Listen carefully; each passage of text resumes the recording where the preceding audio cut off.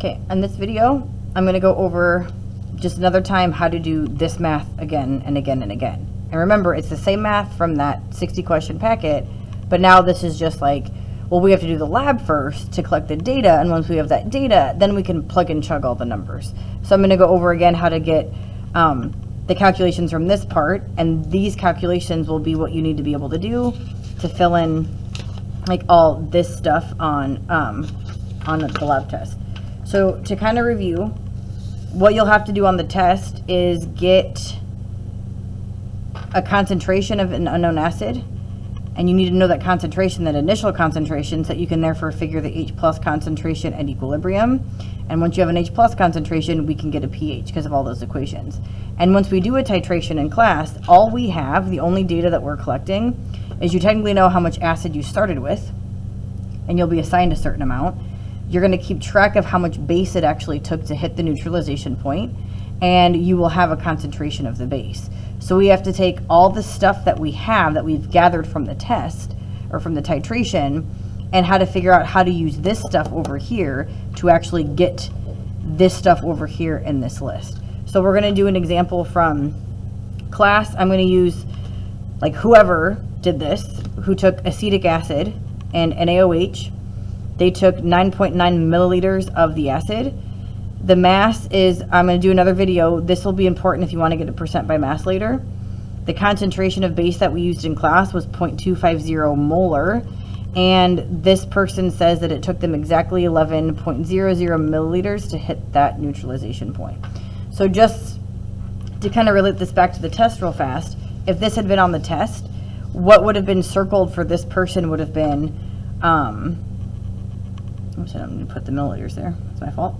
It would have been 0.250 molar NaOH circled. So that would be the base that's in the burette. I'll have those prepared. I would have had, like, and this is acetic acid, but let's pretend that you didn't know it was acetic acid. I would have like random acid G, and it's not on this list, but I'd have like G circled, so I'm kind of circling this over here. Mystery acid G that has a Ka of 1.8 times 10 to the negative fifth. Because again, like I said in the intro video, on the test, I will give you the Ka of any weak acid, but we don't need it for a strong acid for the reasons we talked about in class. And this person did 9.90 milliliters of the acid, so like that, it's also one that's assigned. So it's kind of like this kid had been, if I had 9.90 in this list, like that would have been circled. So like these things will be circled on the test. So that kid would go get this base with that concentration from a bottle and use that to fill their burette. Then they'd be going and grabbing mystery acid G and pouring out exactly 9.90 milliliters of it using a 10 milliliter graduated cylinder, and then also getting the mass if they're going to actually do the extra credit portion of that. So that's what that would have looked like. But let's practice doing that math, because again, all the goals are going to be to get the concentration, the initial concentration of the acid, the H plus concentration, and the pH. So I'm going to use this data again from class. So all we have is this stuff. So like we talked about, step one, and actually starting to do this, is we have to figure out how many moles of base it took to neutralize this. So we're kind of figuring out moles of base that it took to do this. So all I have, the only information right now I have about my base is the volume it took and the concentration of that base, but we need to find moles. So luckily there's an equation that relates the concentration of a base to the volume of a base to the moles of a base. It's the concentration equation. So we have to use that M equals N over L equation. And lucky for us, we have, and let me just highlight this so you can see it, we technically have L right here. We know the volume it took because you collected it in the lab. And we technically know the concentration of the base because you were assigned a certain concentration. So we already have two of the things that we need just from the lab, which means all we have to solve for is N. And if we plug those in, so I have 0.250 molar that I had, right? That's what that kid had there. We're trying to figure out N, which is the number of moles. That's the whole point of doing this. And we have to plug in a volume in liters. So we have to be careful because the burettes measure milliliters. So we have to divide this by 1,000 to get over to liters. And I have to keep 4 sig figs of value when I do that conversion. So that'll be 0.0110 liters that it actually took. And now I'm going to cross multiply to solve for n. So in your calculator, you're going to do 0.250 times 0.01100. And our answer is limited to 3 sig figs, because we have 3 sig figs times 4 sig figs. So our answer can only be as good as the worst measurement, which is 3. So our number of moles it took was 0.00275. So that's technically the moles of NaOH that it took to neutralize that acid. So in other words, when you drop from your burette into the acid, of all that base you did, so 11 milliliters, only this many moles actually of NaOH actually came out, which is important because this is a strong base, which means this 100% dissociated. So we also know right now that this is the exact amount of moles of hydroxide that also came out too. So we have the moles of base it took, and if we looked at the balanced equation, which I didn't put it on here, I'll do it right now, the one we did in class. This person would have done a balanced equation for acetic acid and NaOH and gotten water from the H plus from the acid with the OH minus from the base, and you'd make a salt, which would be the cation from the base, which is that, and the acetate ion. Right, so this makes our salt, right? We have to make sure that the charges add to 0, which they do up here. So we make water and salt, and this thing balances with all ones. This is a 1 to 1 to 1 to 1 ratio. So if we know for a fact, looking at this, for every 1 mole of this base, I can neutralize 1 mole of that acid, right? 1 mole of this neutralizes 1 mole of this. Well, we just found out that it took this many moles of base to neutralize, which means since they react in a 1 to 1 ratio, that means I neutralize this many moles of the acid, and it's because it's the 1 to 1 ratio. If you don't trust me, let's actually do the math for it.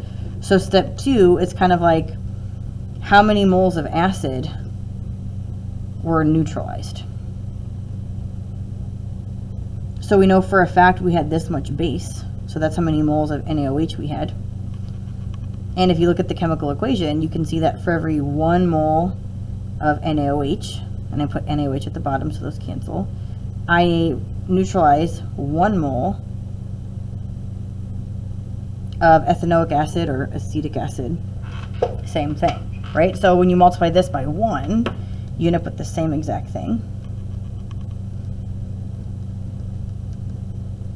So I know for a fact that in my beaker that I started with, or my flask, whatever was under my burette, this many moles of that acid was originally present. And I know that because, again, I know exactly the moles of base it took. And since it's a 1 to 1 ratio, that's the same amount of moles of acid I actually neutralized, okay? Now we have all the information we need now to get the first part that we have to find, which is finding the molarity of the initial acid that we had. So that's the concentration. So step 3 is now we can find M for the acid, and the equation for M is N over L, like always. And we technically right now know, if I find a different color highlighter here, we know N because we literally just found N. N is your moles, right? And we technically already have our, where's my orange highlighter? Sorry. We know for a fact what our volume was that we did because we recorded down, right, the volume in the very beginning.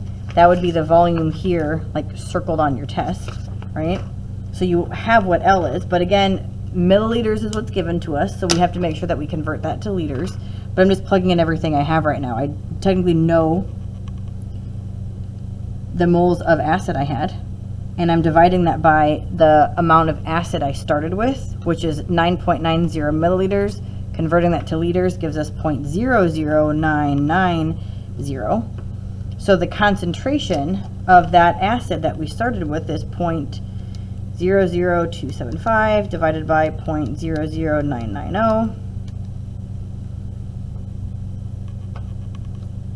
That is giving us a concentration of 0.278. I get 3 sig figs.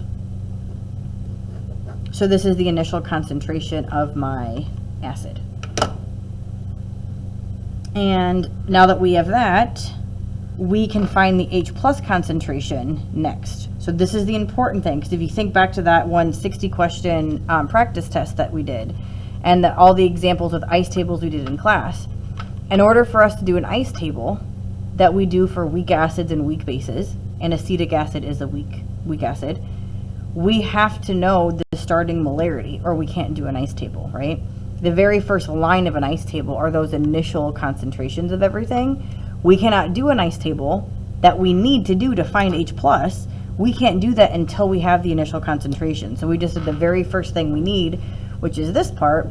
And all the practice problems in that one practice test, they just gave us a concentration. So this is how we actually find a concentration in the lab. So now that we have that concentration, we can move on to step 4. I don't have a back page to that. Paper here.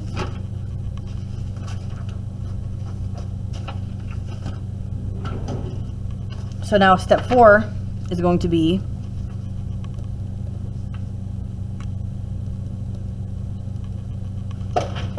finding the H plus concentration of the acid.